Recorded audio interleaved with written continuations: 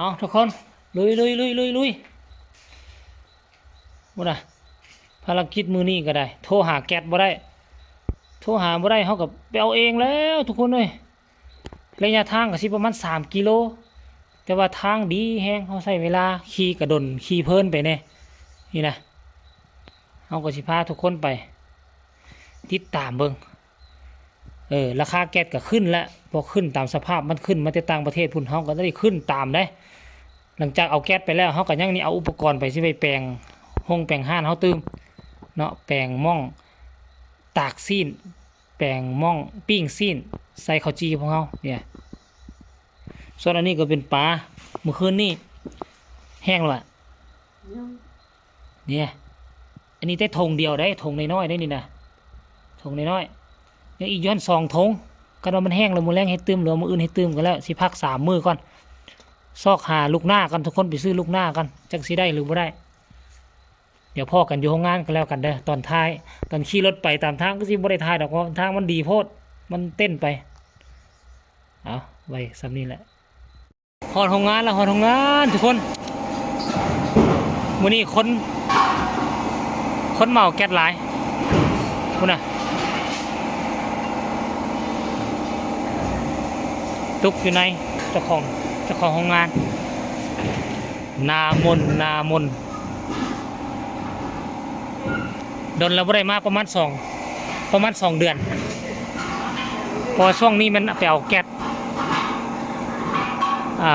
น้ำคนอื่นก็เมาอยู่นี่แหละให้กับเจ้ามาคนไปเขาก็มาจ่ายต่ออีกเท่านึงแต่ว่าชุดนี้โทรหาเขาไม่ได้เขาก็เลยพากันมาเอาเขาเมาเองนี่ก็ชี้ได้หลายนิดนึงเขาเจ้าเต็มนะแล้วก็ราคาพิเศษคนหาคนแพงกันนี่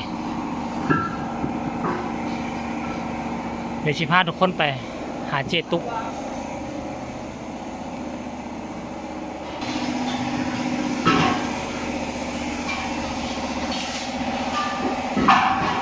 โอ้หลายมื้อนี้คนมาเติมแก๊สหลาย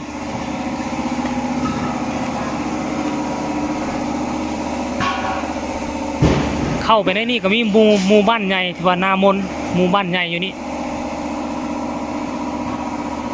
นอกจากอันนี้มันแก๊สต่อไปก็เป็นออกซี่นี่ออกซี่จะเป็นอีกแถวหนึ่งเป็นตึกแบบนี้แหละ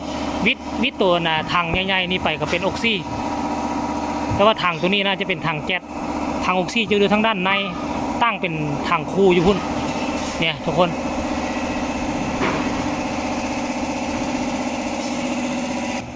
นี่อันนี้ก็แก๊สแต่อันนั้นเป็นออกซี่นี่ออกซี่จะเป็น2 ทางใหญ่ๆพุ่นทุกคนแต่ว่าพวกเขาก็วางแผนอยู่ว่าที่ภาคเราผลิตบ้างดำน้ำคันผลิตบ้างดำน้ำเขาก็จะมาเติมอยู่นี่แหละง่ายๆเลยโรงงานของมูเมียฉดอกเอาโอเคเดี๋ยวจะเอาบังแก๊สขึ้นก่อนเดี๋ยวพ่อกันตอนไปห้านกันแล้วกันเด้อทุกคนเจอกันอยู่ห้านเอาฮอดห้านแล้วทุกคนฮอดห้านแล้วโอ้คนมาซื้อข้าวซื้อเครื่องซื้อของซื้อข้าวจีเต็มเลยพอมื้อนี้ห้านเขาเจ้าปิดห้านนี่ก็ปิดห้านข้างๆนั่นก็ปิดมีแต่ห้านเฮาห้านเดียวเพราะว่ามื้อนี้วันอาทิตย์คนหลายวันอาทิตย์ห้านใดก็ปิดเหลือแต่ห้านเฮาคนมาเต็มเลยนี่ทุกคนมื้อนี้เป็นวันอาทิตย์แต่ว่าตอนแรกๆนี่เขาน่าจะปิดทางเพราะว่าเขาเจ้าเฮ็ดเขาเจ้าปิดบ่ให้คนไปใส่สนามกีฬารัก16เขาก็เอาแก๊สลงเมื่อกี้แหละเดี๋ยวชี้เข้าไปซ่อมแซมห้านจักหน่อยหนึ่งทุกคนเอาอุปกรณ์เอาเครื่องมือก่อนเอาสำหรับคลิปนี้ก็ฝากไว้สำนีเด้อทุกคนเด้อ